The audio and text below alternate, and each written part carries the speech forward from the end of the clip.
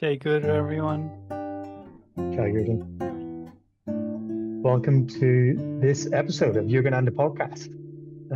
We are missing Mike today, but we have another devotee in Mark. Welcome, Mark, to the Yogananda podcast. Happy to have you with us. Thank you, Chris. Hi, everyone. And Mark, obviously in this episode, we're going to be covering the autobiography line by line, as we were chatting just before, but we're going to be finishing off chapter 15. So we're on the 8th episode. We're covering 8th part of chapter 15.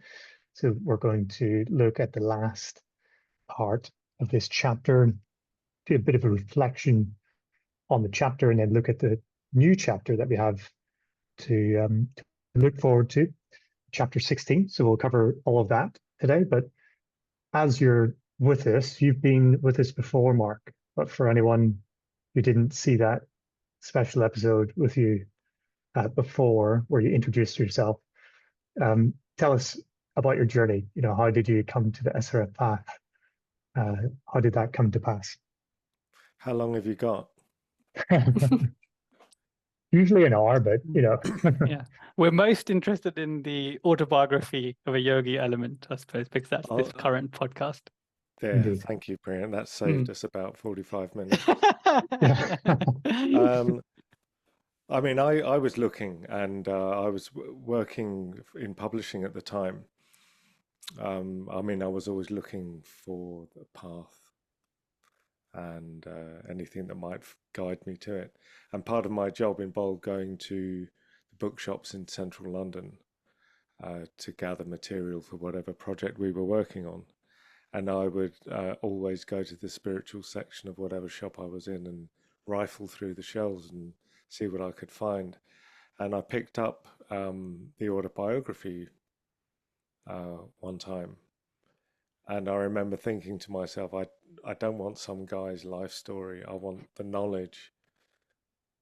And I put it back. And I went back to work.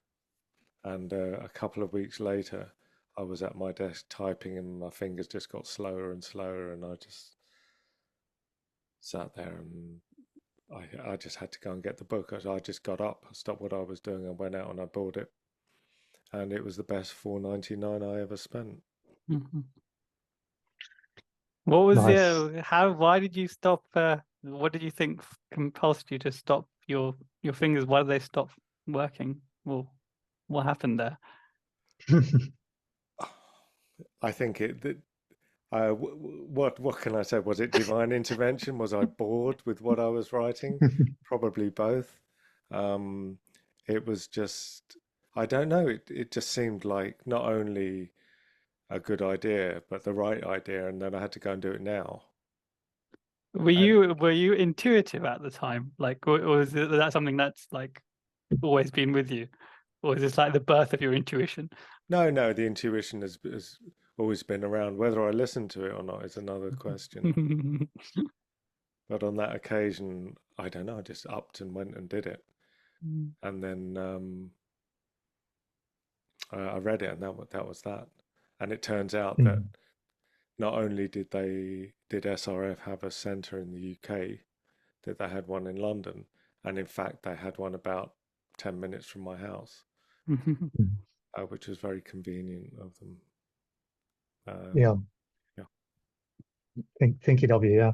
I mean, you're always a real presence for me, Mark, in the London centre. The impressions that I got when I first went to the London centre was, you know, the warmth and the love in the London centre was there, and it became a second home for me. For anyone who is in the UK and can go to the London centre, it's people that like Mark that really make it a very warm and welcoming place. So we're all blessed. People like all of you, and Chris when you're here, obviously. Yeah. Gallivanting. And Mark, you've read it many times, right? So I'm really going to be, you know, enjoying your insights and your comments on this final part of the chapter 15, as well as maybe looking forward to chapter 16 as well. But before we jump into this final part of chapter 15. Lauren, do you want to do a quick recap on what we may have missed if we didn't tune into the last episode for the listeners? Sure. So last episode we touched on talas, which are time measures in Hindu music. And then Guruji talks a lot about how the human voice is really a vehicle for the divine, and how we can use this perfect instrument that we've been given from God to connect back with our Creator, and the power that inflicts upon us when we do. Guruji talks about the chakras and how when we sing to God, it awakens each of our chakras and eventually takes us to the highest point of communion. So it's really a powerful art form, singing, and not one to be underestimated, which I was reminded of last week. So I'm very grateful that we covered that. Nice. So we continue in this reading. If anybody does want to join us, where we left off, where we're starting, is the sankirtan issuing from Sri Yukteswar's second-storey sitting room. So we're going to start from there. So feel free to read along with us. So we're looking at this tranquil evening as Guruji is describing the festivities that we have covered in this episode so far, where, as I mentioned, this sankirtan taking place in the hermitage at Shrimpur. Sri Yukteswar's second-storey sitting room was being filled with song and music. And on this day, a festival, they were the cooks being inspired by the sankirtan. And I thought there was a really nice comment here where Sri Yukteswar said that the brother disciples and he were joyously singing and beating time with their hands. I just thought it was a curious comment, actually, beating time with their hands. Cooking, presumably, but I thought initially, was it in reference to the drumming, to maybe the musical instruments, but we were told by Guruji that he was cooking, so they were passing time very joyously, presumably very quickly, by listening to the sankirtan. Correct? This particular section is I can imagine quite busy. Lots of hands on deck with cooking and cleaning, and just serving all the ashram visitors. I remember I was once volunteering for a pretty large event such as this, and I was assigned with my friend. I was assigned cleaning duties, so we were cleaning huge pots, like really big, massive pots that you couldn't get your arms around, and because the kirtans were going on, and everyone in the kitchen was just having a really wonderful time. So even cleaning was like a fun task, and everyone was like in on this fun, kind of inspiring each other, as it were.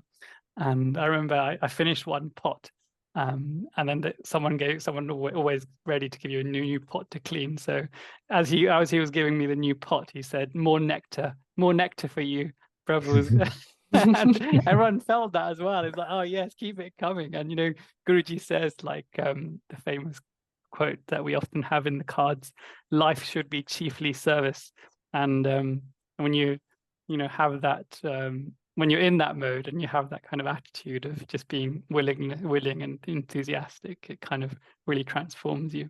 It's a really good experience where you kind of lose yourself. It becomes a lot like a meditation. Go ahead, Matt. Yeah, that's a great point, Priyank. That kind of spirit permeates so many activities at the London Centre, whatever it is, day of service, or just doing tasks and being with people who are putting up the marquee, right, for the Kriya visits, or whatever it is. The willingness and the joy among the devotees raises it and kind of transmute it into some higher thing, which is just, as you say, it's a joy-filled thing. It's extraordinary, isn't it? Mm. Yeah, I was always throwing myself into the kitchen after there were some events in London Centre. And funny enough, whenever I was going home, I always felt like I had more energy than when I went into the London Centre. And I always found that curious. Even after maybe 3 hours of meditation plus an hour after it for an event or something. And here we have the lovely picture being painted to us by Guruji, where he's saying by sunset, after having served hundreds of visitors, so it was a pretty large event, he served them rice and lentils, and that's pronounced khichdi. Grant, is Khichdi, that right? yes, khichdi. Khichdi. So yeah, rice, lentils, vegetable curry, rice pudding. Sounds very familiar to what I just had today, actually. So very nutritious. And they laid on cotton blankets, and I like the description of cotton blankets. And we know when we're meditating, cotton is an insulator to the earth's to Maya's vibrations. So it helps us disconnect and connect with the higher source of God. So I thought that was a nice little note that I made to myself here, because what were they doing when they were sitting on these devotees after having worked in the festival, serving hundreds of visitors? They were sitting on the blankets in the courtyard, and they were assembled under a beautifully described again under this starry vault.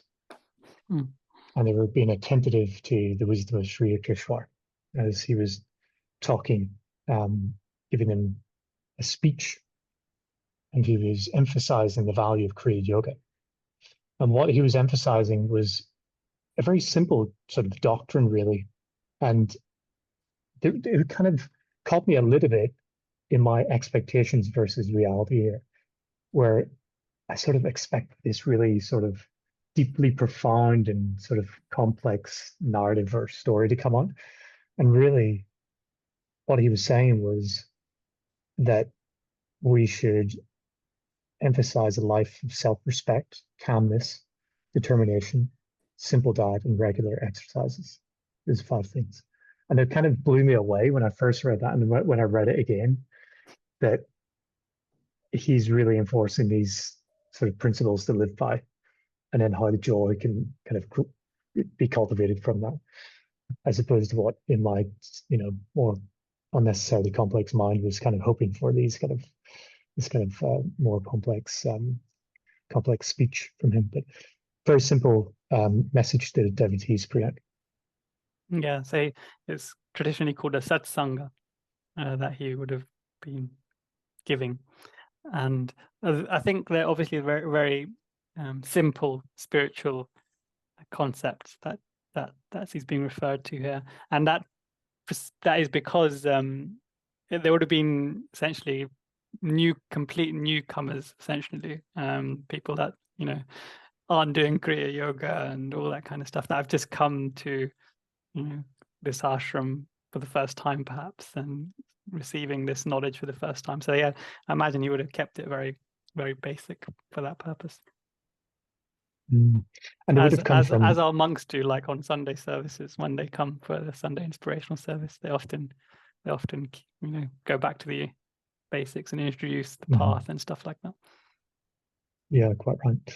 And back in the day, as it were, when would this be? We're talking about the 1920s here. Just before 1920, I think. Just before 1918. Yeah. They were coming from probably far and wide, as you say, Priyank, and it wouldn't have been a simple sort of back and forth into the ashram every multiple times a week, or however often we can enjoy at the London Centre Tuesdays, Thursdays, and Sundays, as it is. So yeah, it might have been quite a rare occasion for many of them. So this was a nice simple message that Sri Yukteswar was departing to them in their attendance. And so they, as described here, there's a group of very young disciples, and they were chanting a few sacred hymns, and the meeting concluded with a fervent sankirtan. And it's, again, a lovely, simple message, as it were, but deep and more profound meanings.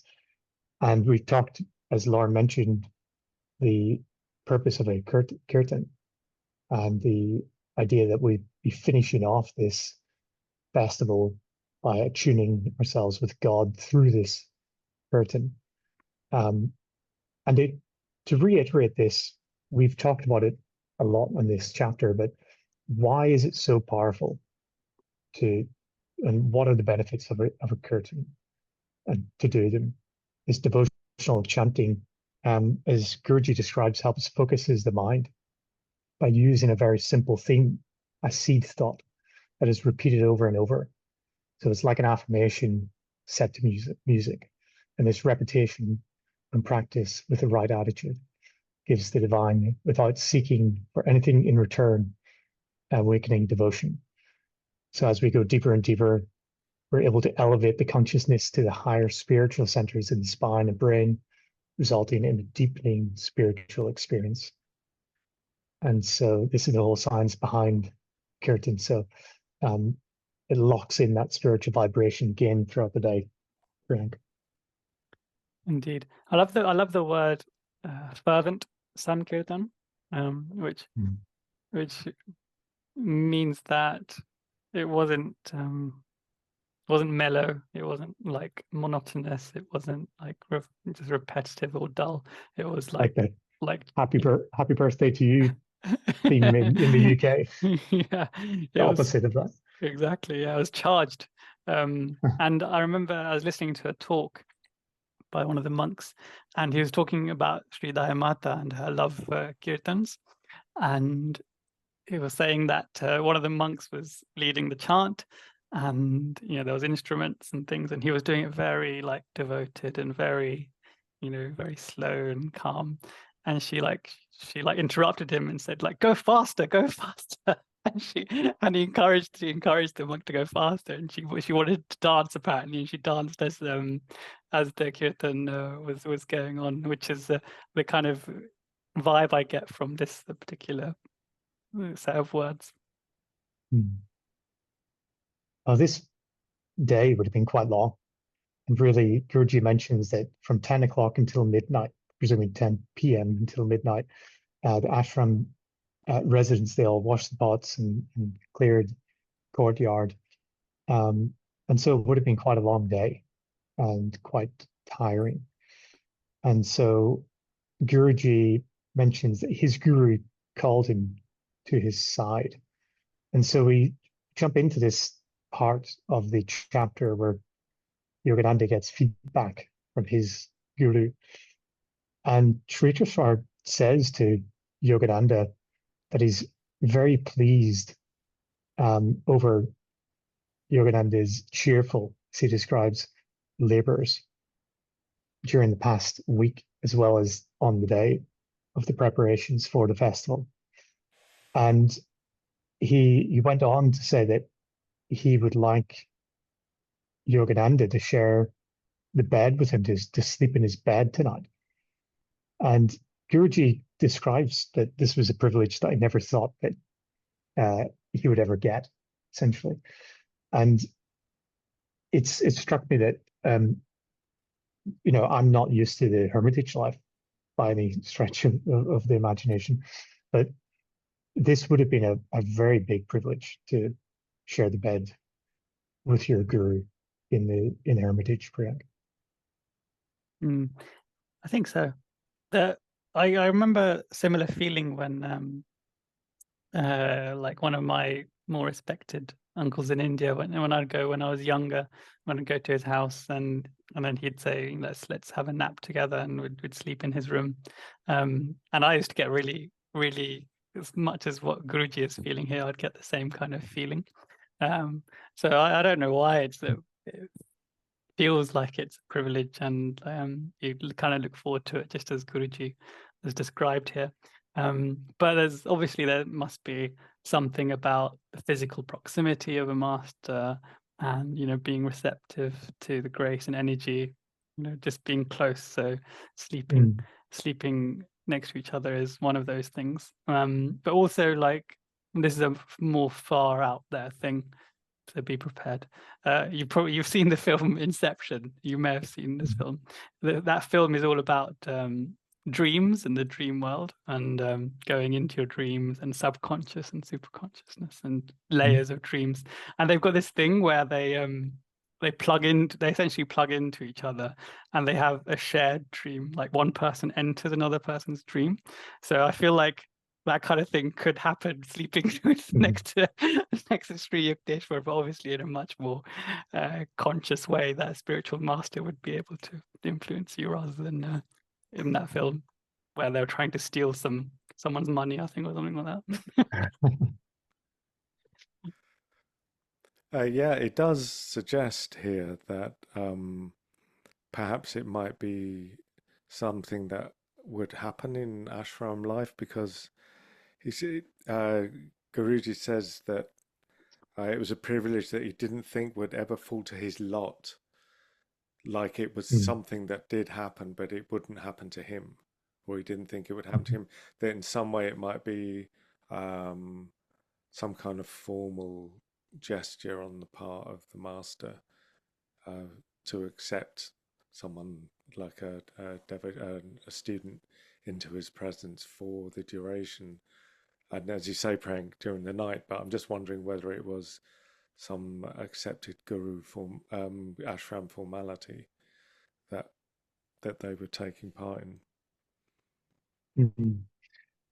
Exactly. And he mentions that they both sat, and it says, we sat a while in a state of intense divine tranquility.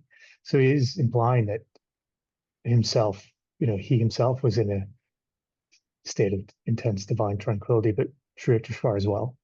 So we know Sri Yukteswar would go into a state of samadhi, lying down. And we read that in prior chapters, where upon awakening, Sri Yukteswar went into a state of samadhi, and then Guruji thought he was, because he wasn't breathing, that he had gone on to the afterlife permanently. But maybe this is what we're reading into here, essentially, that they are going into meditative states whilst lying down in preparation for sleep. And they shared about 10 minutes in this state together. But then suddenly, Sri Yukteswar rose and began to dress. And Guruji was a bit perplexed by this, but he asks, "What is the matter, sir?"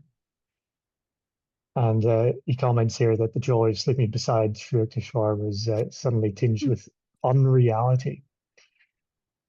A curious choice of words, really, but essentially he sort of didn't want to accept what was happening versus what he had been experiencing just moments before.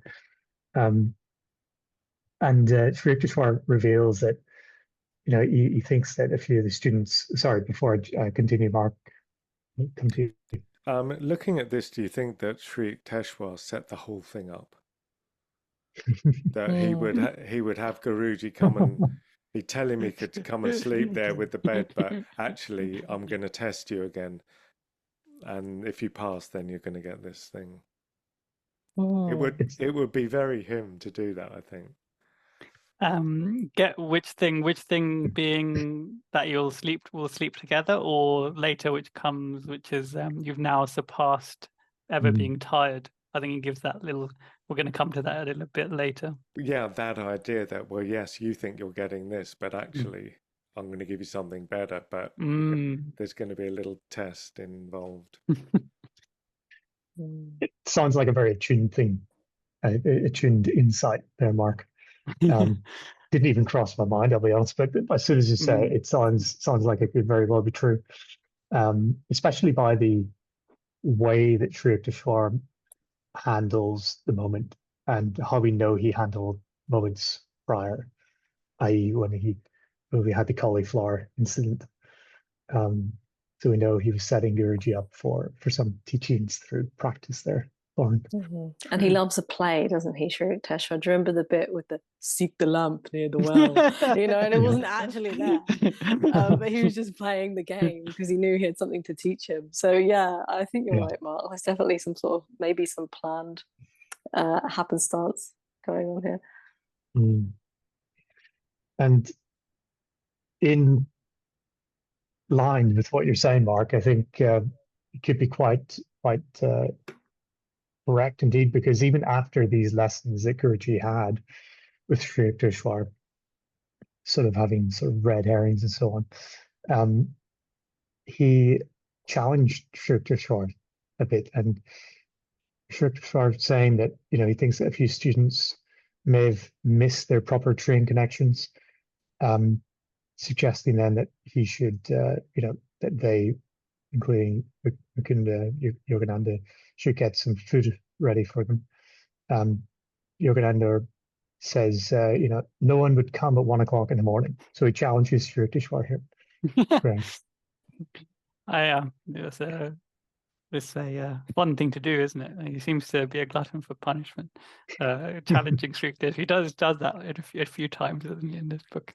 The most famous one being tell me you love me, essentially. And then he forces them to say it. But no, here the other point to note is that Sri Yukteswar is essentially about to sleep or asleep, but his mental radio, which essentially what this whole chapter is about, especially the cauliflower robbery section, is always on. So he's got it tuned in, even if he's not you know, consciously trying to. He knows that there's going to be a need for him as this time as a host, not necessarily as a guru, but as a good host, and he fulfills that need of those devotees that come back. Looking at this text here, that the students missed their train connections, wouldn't he have known that before? Because shouldn't they have arrived much earlier? So therefore, wouldn't he possibly maybe have known all about all of this? Because it comes across like he went to sleep and then kind of had a realization that these students were coming late. But so, are you saying he would have known that they're going to miss it before they left the ashram? I'm just putting it out there. Did he stage the whole thing? Did he know even before they did that they were going to be late? Yeah. But then you can go even further and say God staged the whole thing inside the whole thing anyway. Well, I mean, yeah. right? Yeah. For us to be sitting here jovially pouring over it. That's wrapped that up then. Yeah. I mean, sorry, Chris. If you do, like we talked about before, like this is over 100 years ago, so there wasn't really a way to text or contact each other to say, hey, you know, missed the train, hey, I'm not going to be able to come, something's happened. And so the organization of an event like this would have been a little bit different in how to coordinate it. And to your point, Mark, Sri Yukteswar very well would have known, hey, I should have had 121 people, I've got 119, or, you know, something like to that effect, or people confirmed they would come and didn't come. You know, who knows? We don't have those details, but presumably there would have been a plethora, you know, many people who might not have been able to make it for various reasons. And my assumption there was there wasn't confirmation either way. You know, it's just going to be a bit of a question mark as to how many people might show up and for what reason. So I would probably would err on the side that he did not know before sitting down. But like, you know, the radio was attuned. But yeah, that was just my interpretation of it. Well, now I'm onto it. I'm wondering whether he did set the whole thing up for Guruji. That I'm going to make these people late so this guy gets a lesson. Or that, yeah. Yeah. Sent them the wrong way. Well, if that was me, that ended up being late and had to go back, you know, such a disappointment. Go back to the ashram and the guru. Oh yeah, I wouldn't mind that. Miss a flight, miss a train, miss your graduation, you name it. Be the tool. Oh, Have a personal. but these people were on their way to the event, or they were leaving? I think left. I think they'd left. How do we They know? were on the way, no? I So think, this, isn't it that they're coming back afterwards? well, the students go on to say that they We could not return home without a glimpse of our guru. Yeah. So Yeah. So they'd missed that. They'd left missed it. They'd left the ashram to go home, missed their train, and then They'd rather come than back. just staying there, they came back to Sri Yukteswar again. Oh, I thought they were just very late. Oh, I mate, so think. did I, but I think you're actually Oh. you're quite right, guys. But even so, I think the point still stands, though, I that he think all could of have it does. still set it up, and he knew, Mm. you know, exactly what was going to happen, and you know, these people were going to be late, and it was going to, you know, bring a great lesson for Guruji and a blessing Yep. for him. So I think Yep. it still all fits. And you knew that one day we'd read it Yeah. and be talking about it. Yeah. Yeah. Oh, those people. Yeah. Yeah. Yeah. Well, thanks for clearing that up, because it is nice to have clarity on that. And really, we have Guruji saying to Sri Yukteswar, hey, like, no one's going to come at 1 o'clock in the morning. So a little bit of a challenge. And really, there was a very sort of kind response. And again, to maybe mark your point, if he sort of was teeing this up, this is a nice way to put the challenge to Guruji, because he says, stay in your bed. You've been working very hard. And that's true. But I'm going to cook. And his resolute tone seemed to inspire something in Guruji. At which point he jumped up, young Mukunda jumped up and followed him to the kitchen and helped to, get some rice and dal boiling, preparation for the return of these devotees who missed the train on their return, as we clarified. And this moment is quite a significant one, because here we have a bit of a sort of doubting Thomas sort of response by Guruji, and then a very kind but resolute tone and response from Sri Yukteswar. And that was enough really to really inspire this following of Guruji to Sri Yukteswar's actions. Mark. Yeah, this is what Brother Anandamore refers to as following the Guru lamb-like. Once he got it, there's no oh, excuse me, allow my hand. There's no disputing anything or questioning anything. It's just right up and do it. And you would, wouldn't you? If Sri Yukteswar was around, I mean, you'd be there. And if he was going to cook, I mean, you couldn't sleep, right? For me, also, this branches out into a more material direction, in the sense that one of the things I really loved about the AY was all the cooking in it and the food. And I did know someone who once produced a cookbook based on the recipes and meals that were served in this book. And it certainly played a part in my life, rice and dal. And it may even be this event. It just went straight into me, and it's food of the gods. Yeah, I could eat it all, just survive on it. It's just a beautiful. We had a sankirtan just a couple of days ago, didn't we, Lauren? We had rice and dal. Maybe that's why she did it. It was really nice. I did think about this episode. I was like, oh, how funny. We're going to be talking about this in a few days. Oh, you should have mentioned it. I only thought of it now. It would have been. Oh, really? I would have enjoyed it with more relish had you mentioned it there and then. When she said, "Oh, I've cooked dal and rice," I thought, okay. Yeah. I'm just so accustomed to that dish that I thought to read nothing more into it, Yeah. but I should have. But you know, this whole narrative of this is not particularly spiritual, but I'll share it anyway. But eating at 1 a.m. And having rice and dal, I find it really biologically quite funny that most nights we have dinner at 6 or 7 or 8 if you're a late dinner person, and then you sleep and you won't have your next meal till the next morning, 12 plus hours. But if you stay awake like till 1 a.m., you're suddenly stupidly hungry. I mean, what? And then you have to have rice and dal at 1 a.m., which you would never do again. You don't ever wake up in the middle of the night. Well, some people may, but very rarely wake up in the middle of the night and go, I'm hungry, I need rice and dal, or whatever else it is. But it seems when you stay up, you just get hungry, when you're having a good night out, perhaps with your friends, or staying up watching a movie, you have to order a pizza at crazy hour.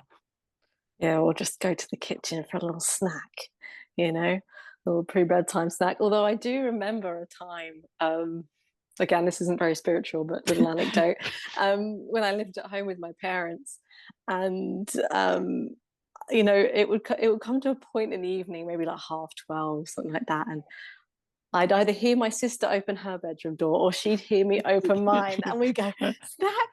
And we go down to the kitchen and we get a little snack and we come back up and then we go to bed.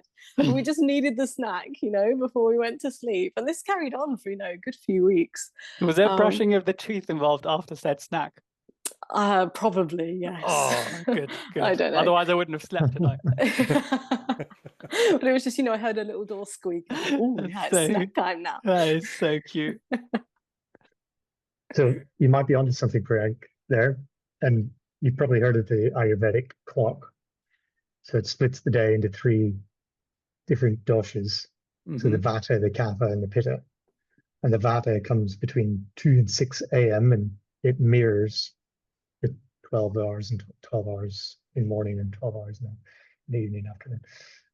So 2 to 6 a.m. and 2 to 6 p.m. is Vata. And 6 to 10 a.m., 6 to 10 p.m. is Kapha. And then Pitta is 10 a.m. to 2 p.m. and 10 p.m. to 2 a.m. So Pitta is 10 p.m. to 2 a.m. So if you're up late, this is the time of productivity, and the bodies and the mind is naturally sort of dominated by heat. And that helps with digestion and everything. Hence why we tend to want to try to have like bigger lunches or something. Generally, culturally, it's recommended in Ayurveda to have your main meal between 10 a.m. and 2 p.m. For that reason, and probably similar, your digestive juices probably get ticking and going again between 10 p.m. and 2 a.m. Something to that effect might be what we're touching on here. Oh, that's very interesting. To that, I'd like to add what Tara Marta wrote in a book she did about astrology and the cycles, and that going back to my last visit on the podcast, talking about the Yuga's cycle, the 24-hour day also has its golden age and its Kali Yugas and its Dwapara Yugas as well. There are times in the day when it's appropriate to do certain activities, or it's more what's the word? Conducive. Thank you. Yeah, conducive to doing certain things at certain times. So it sounds like there's an invisible map in there somewhere for eating and activity as well. Indeed. And so with this resolute tone from Sri Yukteswar saying, stay in bed, you have been working very hard, but I am going to work. That inspired Guruji. I thought it's a resolute tone, but one of conviction, one of sort of clarity of mind, as well as kindness. And this stirred a response in Guruji. And there's a reading that Frank could kindly read for us. And it's taken from a talk from New Year's Eve in 1934 that Paramahansa Yogananda made at the international headquarters. That's in volume 3 of Yogananda's collected talks and essays. And it covers this topic. let nothing weaken your conviction that you can be whatever you want to be. There is no one obstructing you unless it be yourself. Though my master, Swami Sri Yukteswar, again and again told me that, it was hard to believe at first. But as I used the God-given gift of willpower in my life, I found it to be my savior. Not to use the will is to be inert like a stone, an inanimate object, an ineffectual human being. And so Sri Yukteswar had a bit of a resolute tone, belief, this faith and belief, this energy behind every word that he was able to dish out. And this inspired Guruji to follow it. And so Sri Yukteswar smiled affectionately at Guruji's response to this moment that they had together, and he gives him a blessing. And he says, "Tonight you have conquered fatigue and fear of hard work. You shall never be bothered by them in the future." And this was a lifelong blessing that he uttered in this moment.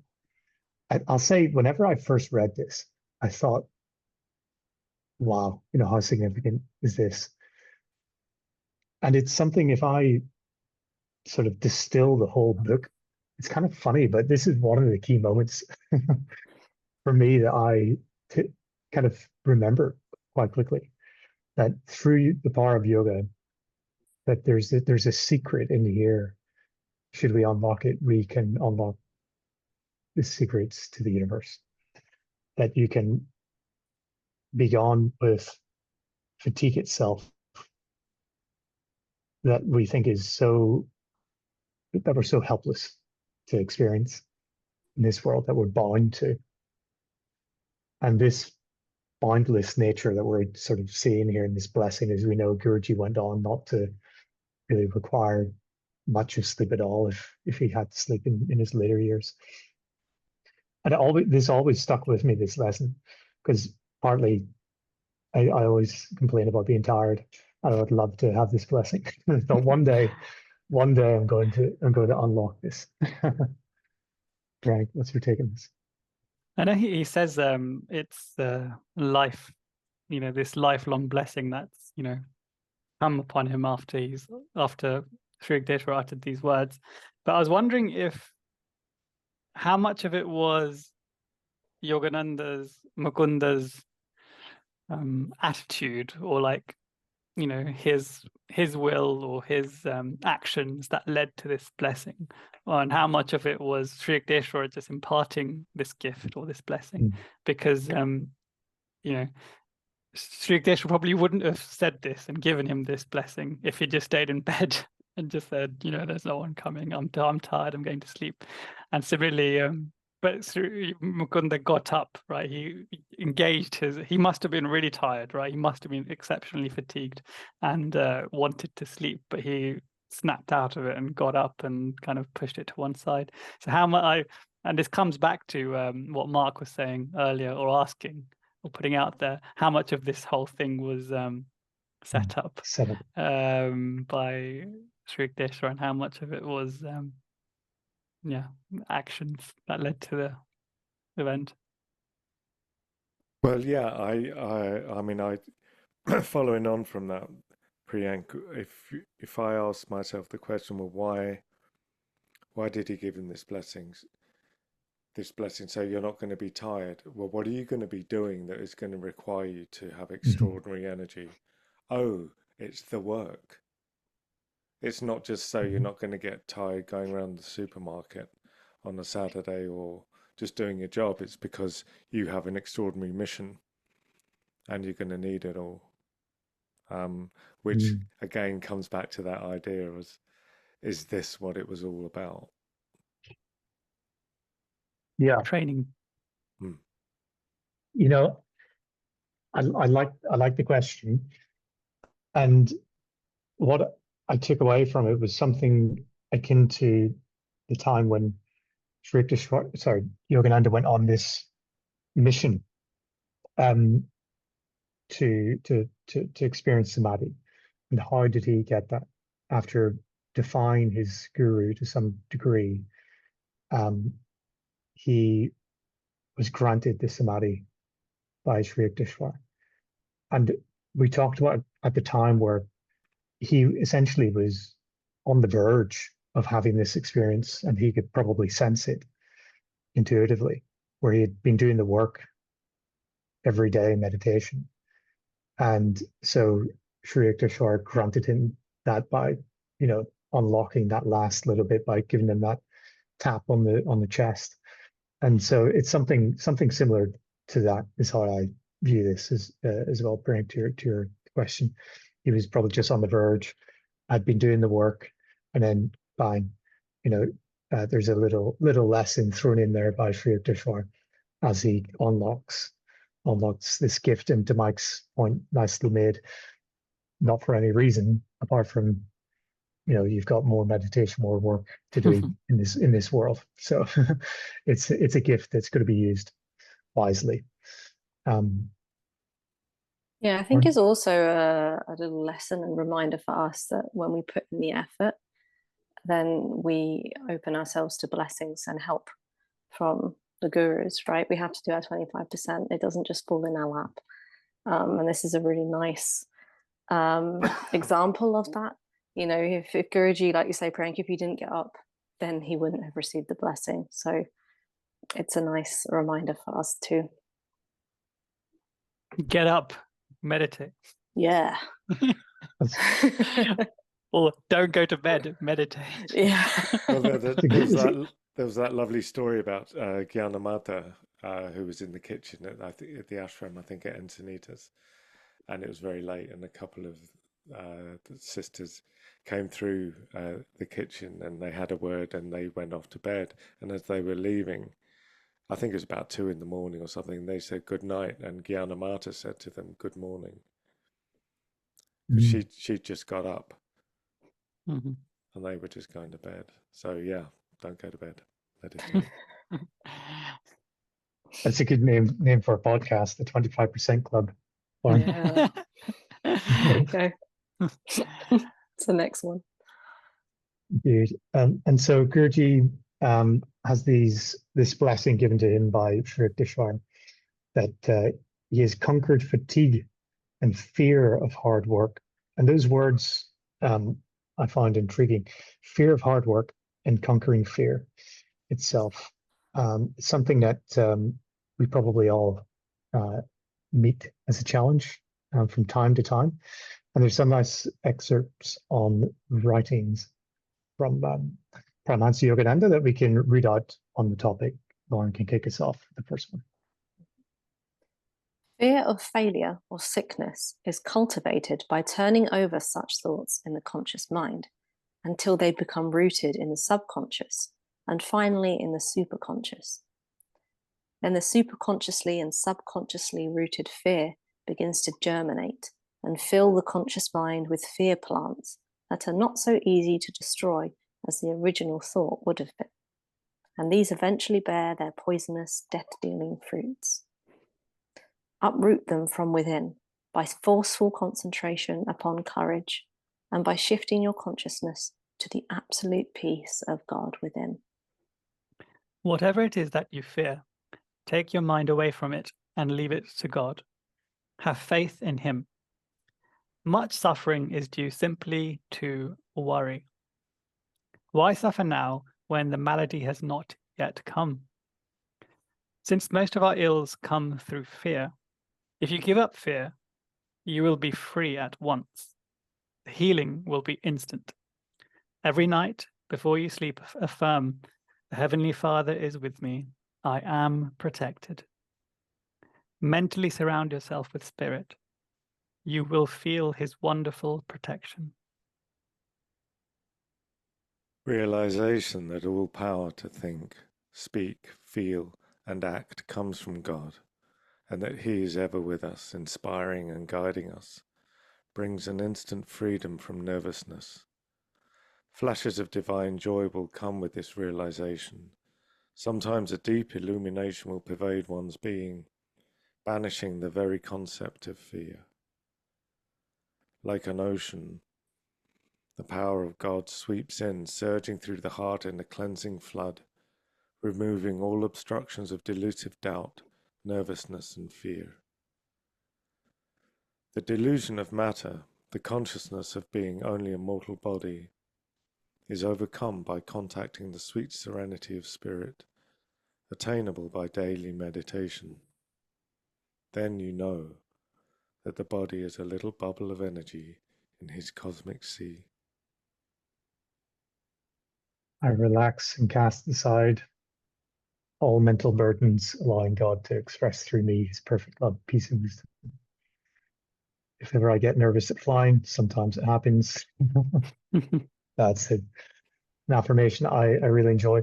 And Frank, there was a line that you read out there: why suffer now when malady is not yet overcome, not yet come, since most of our ills come through fear. If you give up fear, you'll be free at once. There's something in this that I think I would say we probably have all hopefully experienced at some point. If we were concerned about a thing, should we put into action these lessons, you immediately feel that sense of relief. It is very true to my experience that you get a surge of energy simply from not being shackled from your own sense of fear and anxiety or worry. It immediately gives you energy, because what happens is that you're taking your energy away through your own thinking, right? So we have this unlimited energy that we are given by God, and we shackle ourselves. So it's kind of the inverse teaching in a sense. It's not, we should just relax and let it come, rather than we need to do anything in particular, Mark? There was a talk recently by one of the sisters, perhaps it was a convocation, and she mentioned that in a study at Stanford University, the average person has around 60,000 thoughts a day, and of them maybe 70% are negative, and of that 70%, maybe 80 or 90% were the same ones, going round and round and round, and that they form our vista that we kind of walk into. We've already decided what things are going to be like, even if they don't actually come to pass. And it's some strange fog that many of us, many people have walked through their lives in. I think it's quite interesting, isn't it? Mm-hmm. And I think that's what he's saying. Like we're already worrying about stuff that almost certainly isn't going to happen, or illnesses or things that aren't going to happen. So do something better with our time, with our energy. Well, and what does Guruji say? A little quiz for the three of you. I think you get it quickly. What does Guruji say is the only thing you are allowed to fear? Fear itself. Oh, look at that. She was ready. I would have answered, but I was too afraid. Indeed. And this teaching really is met through the entrance of the group of students, and we're going to see the hospitality that Guruji and Sri Yukteswar give to them, where the footsteps are heard in the courtyard, and one man said, dear brother, addressing Guruji, Mukunda, how reluctant we are to disturb Master at this hour. That they made a mistake, quote unquote, air quotes, mistake about the train schedule, or was it Sri Yukteswar's influence, Mark? But felt they could not return home without a glimpse of the Guru. Before I go on, Lauren, do you want to jump in? I think this may affirm our thoughts and suspicions. What you were saying, Mark, did Sri Yukteswar organize this whole thing? Because if they made a mistake, then that came from mind. And we know that Sri Yukteswar has a great power to not only pick up on thoughts floating in the ether with his radio, but also to emit certain thoughts too, like the man with the cauliflower. He told him by the power of his thought that there was this beautiful cauliflower in this particular ashram, and it made him go. So, it wouldn't surprise me if here he'd maybe done some sort of influential thought radios and made them make a mistake. He was the original influencer. Yeah. 100 years ahead of his time. Yeah. And Guruji replies, he has been expecting you. Sri Yukteswar has been expecting you and is even now preparing your food. At which point Sri Yukteswar's voice rang out, and the students were astonished, as he would be. And Sri Yukteswar's eyes, as they returned into the kitchen, he was there, and his eyes were twinkling as he turned to Mukunda. And so, yeah, maybe this is the teaching manifesting. As we know, this devotional teaching to be loyal to the Guru and have faith. We see these teachings coming out in this very simple story. There's a couple of readings on this as to why it's important.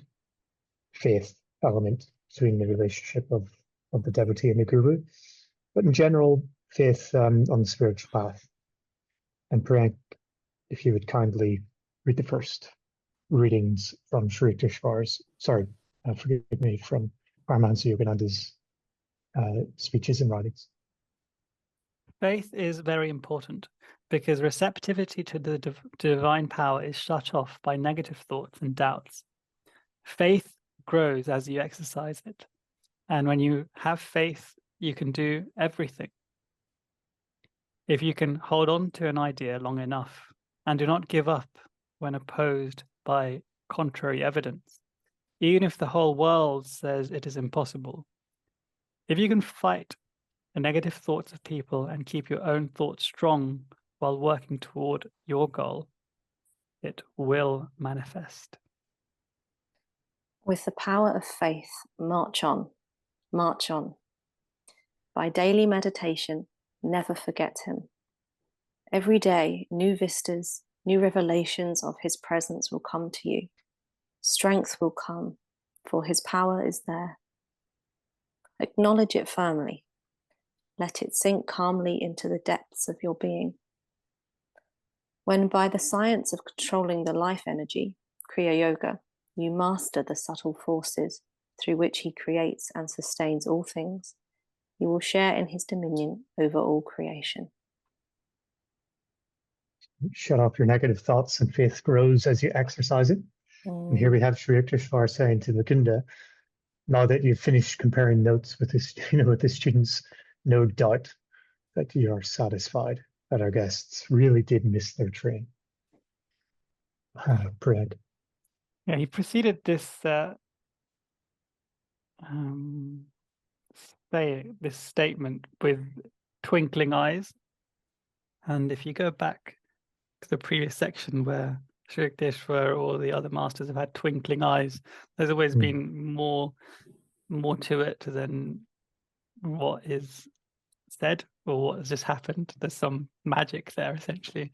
And I was wondering why Sri Yukteswar has kind of insinuated some things here without really saying what he's insinuating. Like, now that you've finished comparing notes, whereas Guruji did, if you read what their conversation was, it looks pretty innocent. It doesn't seem like Mukunda was like testing Sri Yukteswar's power of omniscience or like all-knowing or anything like that. But Sri Yukteswar had clearly seen through his little Leela of pretense there. And so it kind of reminded me of earlier on in the book with, as Lauren mentioned, with the lamp, where like the lamp was missing and Mukunda innocently, very innocently, but also having a little subtle intention, other intention. He kind of said, "Oh, Guruji, but Sri Yukteswar will find this lamp." and then Sri Yukteswar like perceives it, and and then in the end he kind of leads them astray, and then he says, "Too bad I couldn't direct you to the vanished lamp. I'm not a fortune teller." And then with twinkling eyes he says, "I'm not even a satisfactory Sherlock Holmes."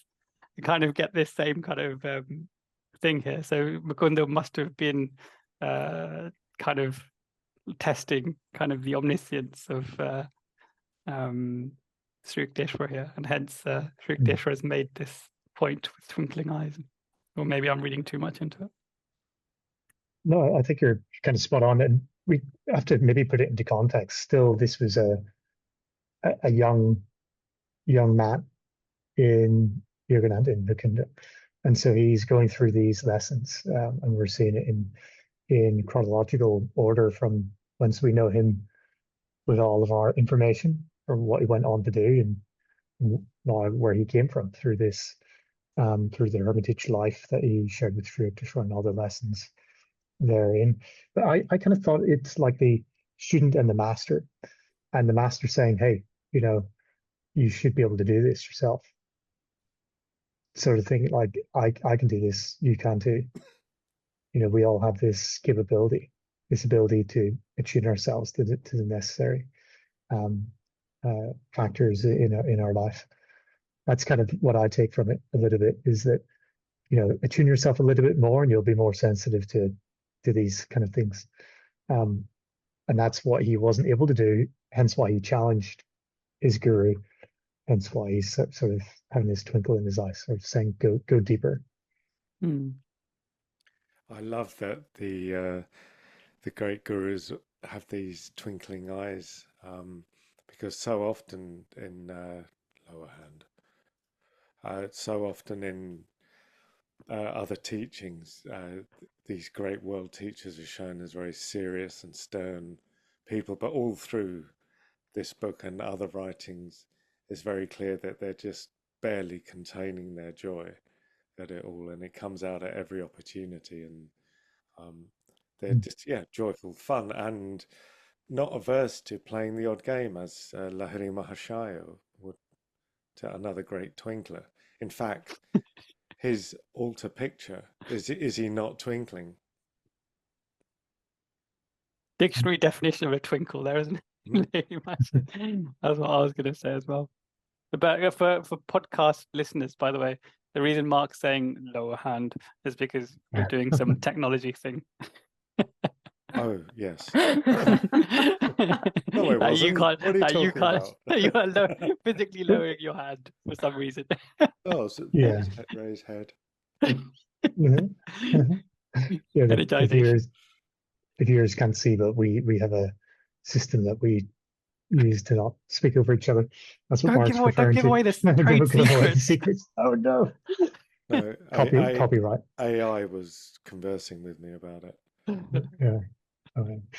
Someone did actually ask at last monk's visit, saying, "How do you know when each other are going to speak?" And I told her what it actually is, and she was a bit disappointed. She thought there was some intuitive happenings, but no such thing. Not on that occasion. Do you want me to take that again? Edit it out. I actually think having Guruji said, or what wasn't Guruji, it's in the marriage, the little booklet on marriage. I forget, Brother Brahmachari, is it? I forget who wrote the booklet on marriage, but essentially the teachings are to really over communicate and communicate with your partner, because one day that you will accumulate enough of an attunement that you'll be able to intuitively know the others thinkings and so on. I think we're probably already there. We probably don't even need to use this little technique that we've been working on so much ourselves. But going back to the story, we have this coming about to the lesson that Sri Yukteswar gave to Mukunda, to say, hey, they really did miss their train, and they go back to the reward that Sri Yukteswar had originally bestowed by sharing the bed. So half an hour later, after they had fed their the returning students, Guruji says, anticipating happily, they are sleeping beside a god-like guru.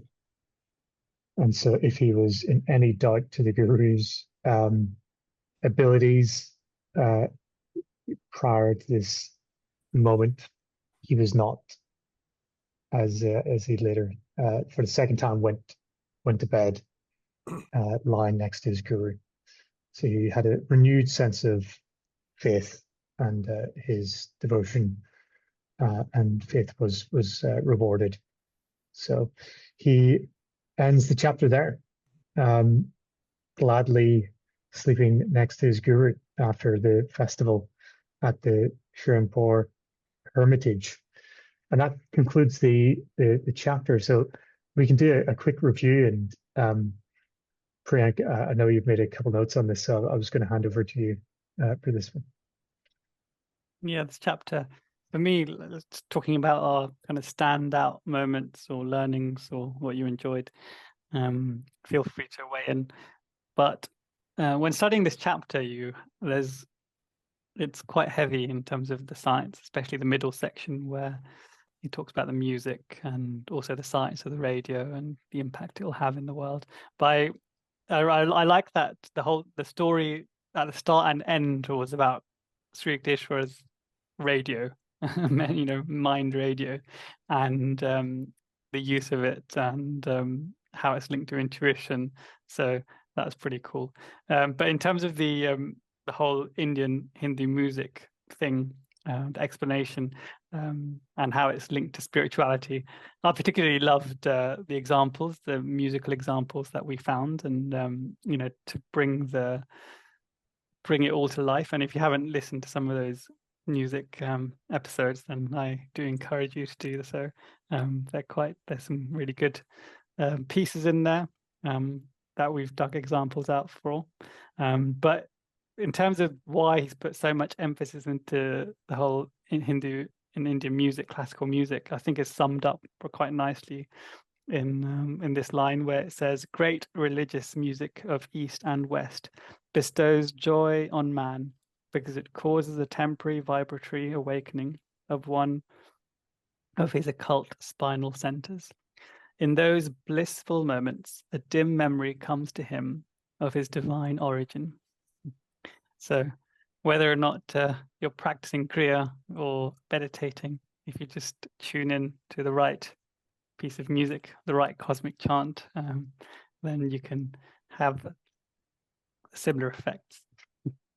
So I really like that. And this end section I also particularly enjoyed. And I think, Chris, if you hadn't led this, I would have missed a lot of the points, the beauty of service and the importance of service, especially into, one of your most favorite sections that you said, one of your most favorite lessons, which was conquering fatigue and fear of work, which is also a key message here, isn't it? Because Mukunda probably uses this chapter more than any to show that that's what we all need to do. Yeah, I thought this chapter myself was the first time reading it. I think I mentioned that because of the sort of technicality of it, I think I missed not paying as close attention to it as maybe what I should. So going over it this time with you guys has been really insightful. So I have a renewed appreciation for this chapter. And knowing what I know now about the kirtans and actually having gone into the London Centre, but when I first read this was prior to when I actually had went in. So I didn't actually have an experience with chanting, with singing devotionally. And so I didn't really have anything to compare it to. Being this Westerner, you go into a Protestant church, you don't get these kind of experiences. And you kind of miss this life that comes into the spiritual path through chanting, through singing, through music. And so I didn't have that relation in my prior life. So having gone through years of going into the centers and having that initial kirtans, having the chanting and moments where you can anchor yourself into meditation.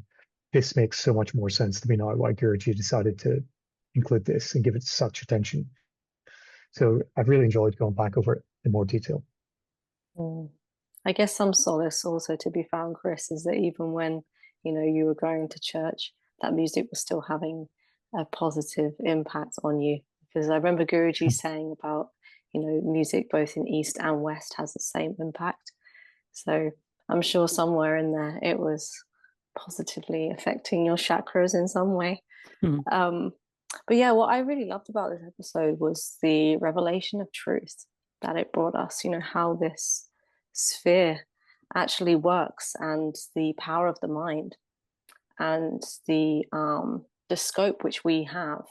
You know, there's so much more that we can unlock with the power of our mind, and this shows us the truth of the possibility of what's out there, the truth.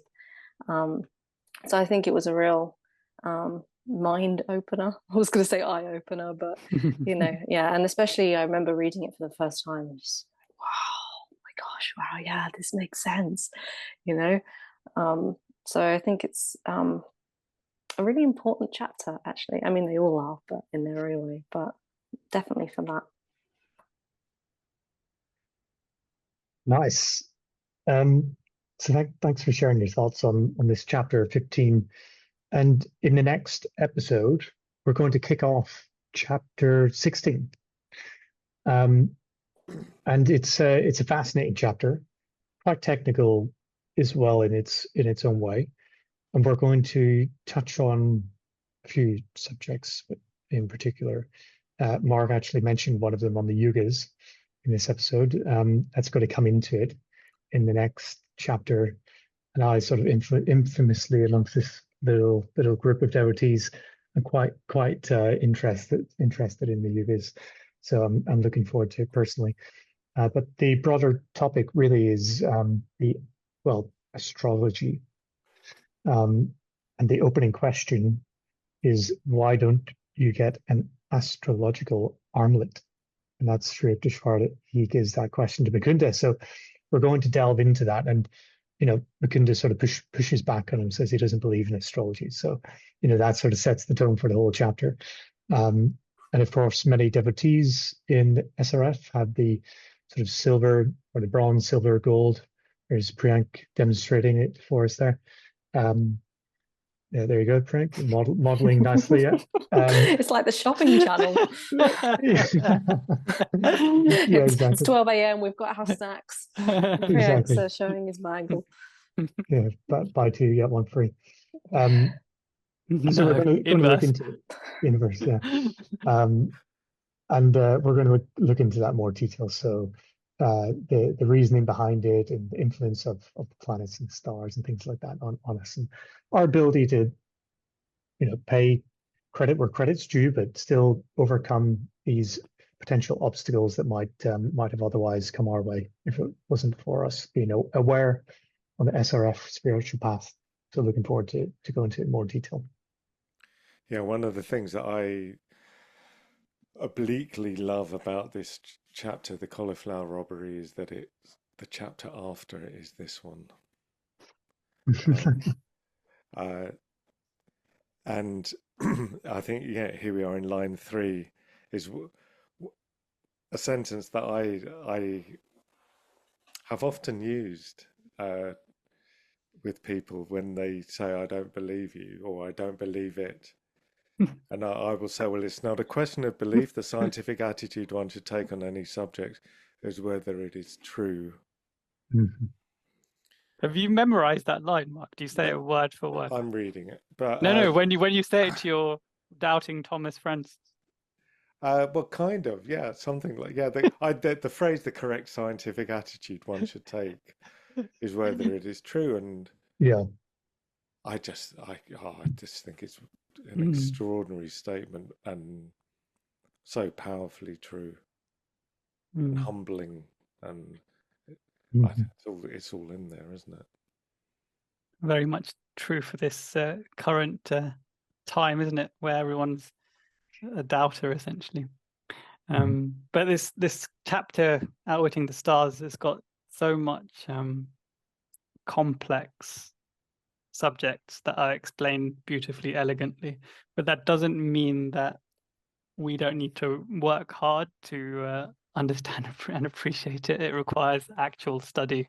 And just like this current chapter, and when we were preparing, we actually had to do a lot of research, and like the whole ragas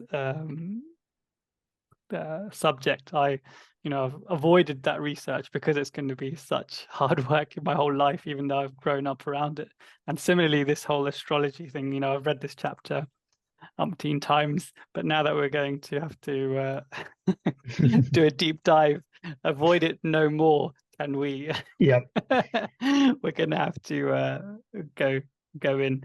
But I'm really looking forward to being able to answer the question, this whole astrology and astral bangles, and what is the actual use of knowing all this information or using the bangle, etc. I'm really looking forward to being able to confidently talk about this going forward, and going through it all with a fine tooth comb, of course.